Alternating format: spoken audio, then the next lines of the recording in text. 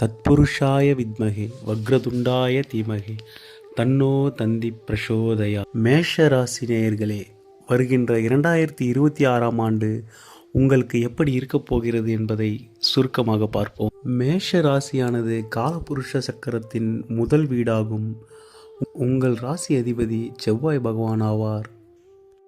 உங்கள் ராசியிலேயே ராஜகிரகமான சூரிய பகவான் உச்சமடைகிறார், சனி பகவான் நீச்சமடைகிறார்.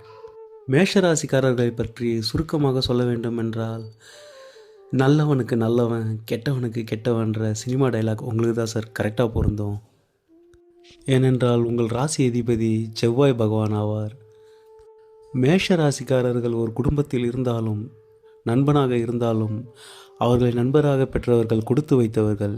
ஏனென்றால் ஒரு பிரச்சனைன்னு வந்தால் அதை ஒரு கை பார்த்துடுறேன் அப்படின்னு முதல்ல இறங்கி சண்டை செய்கிறவங்க மேஷராசிக்காரங்களாக தான் சார் இருப்பாங்க. ஒரு குணம் கொண்ட ராசிங்க இந்த மேஷராசி. மேஷராசிக்காரர்கள் நம் கூட இருக்கிறது 100 பேர் கூட இருக்கக்கூடிய ஒரு பலத்தை கொடுக்கும்.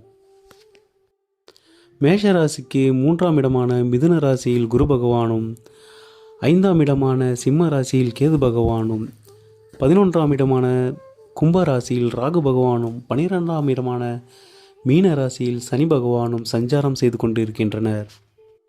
வருடத்தின் பிறப்பு நாளான ஜனவரி 1 அன்று உங்கள் ராசிநாதன் செவ்வாய் பகவானும் சூரிய பகவானும் அவர்களுடைய நட்பு வீடான தனுசு ராசியில் சஞ்சாரம் செய்கின்றனர். உங்கள் ராசியின் அதிபதி செவ்வாய் பகவான் ஜனவரி மாதம் 13ஆம் தேதி மகர ராசிக்கு பெயர்ச்சியாக போகிறார். மகர ராசியானது அவருடைய உச்ச வீடாகும். ராசி அதிபதி உச்சம் பெறுவது சகல விதத்திலும் நன்மையை ஏற்படுத்தும். ஆண்டு வருடக்கோள்களின் பெயர்